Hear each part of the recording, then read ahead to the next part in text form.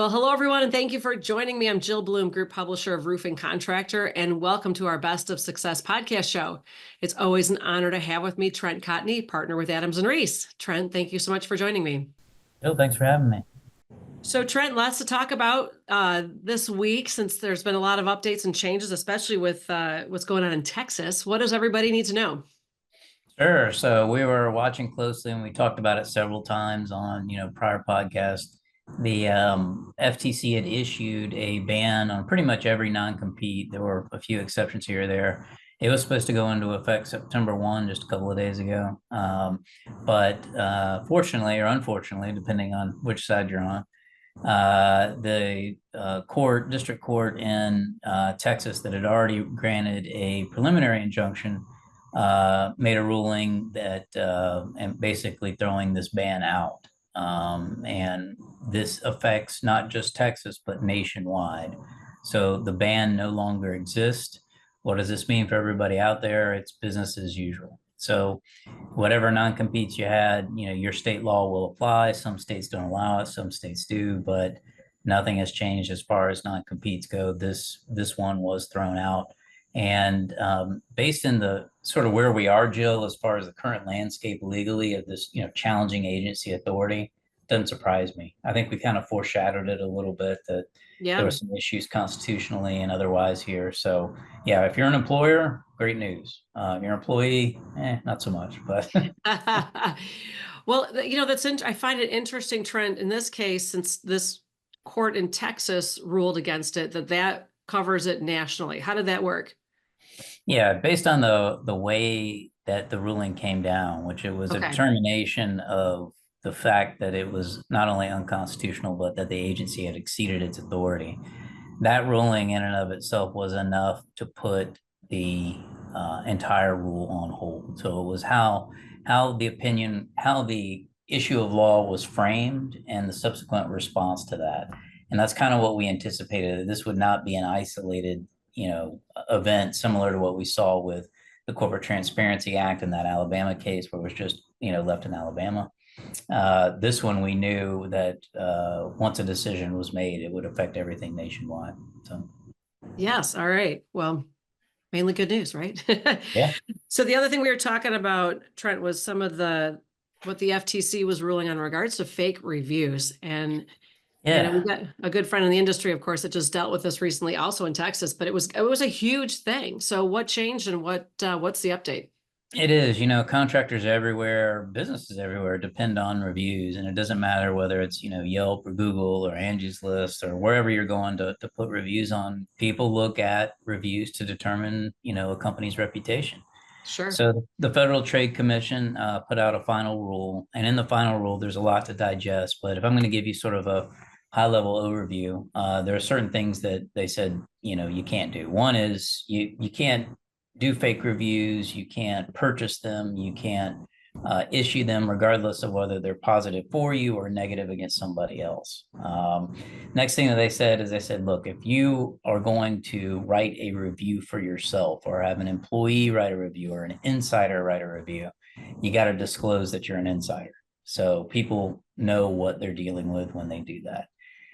Next thing they really talked about was social media. It's the same kind of thing. If you're buying likes, if you are putting information out there that is not truthful, any of that kind of stuff, it impacts, not just those external reviews, but also what you're doing on social media. And the last sort of big takeaway that I saw was that you can't threaten someone or try to suppress negative reviews. So all of these will be actionable. There will be civil fines imposed, and the Federal Trade Commission could potentially come after you for that. And what's interesting, Jill, is that we've already started to see this even before this rule came out. Almost every state has a Fraudulent and Deceptive Trade Practices Act.